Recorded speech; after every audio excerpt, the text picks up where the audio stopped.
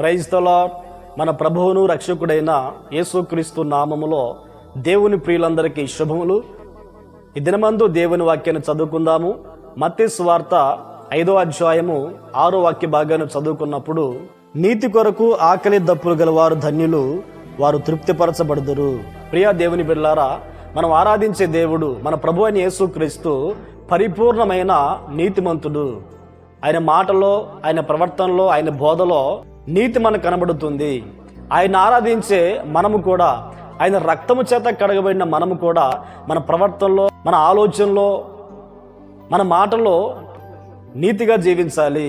ఎందుకంటే ఆయన పరిపూర్ణమైన నీతిమంతుడు కనుక ఆ పరిపూర్ణమైన నీతిమంతులమై ఆయనతో కూడా యుగ యుగాలు ఆ పరలోక రాజ్యములో ఉండాలి అంటే మన బ్రతుకు దినములన్నిట నీతి కొరకు ఆకలి దప్పిక కలిగి ఈ లోకమందు మనము జీవించుదుముగాక. ఆమేన్, ఆమేన్.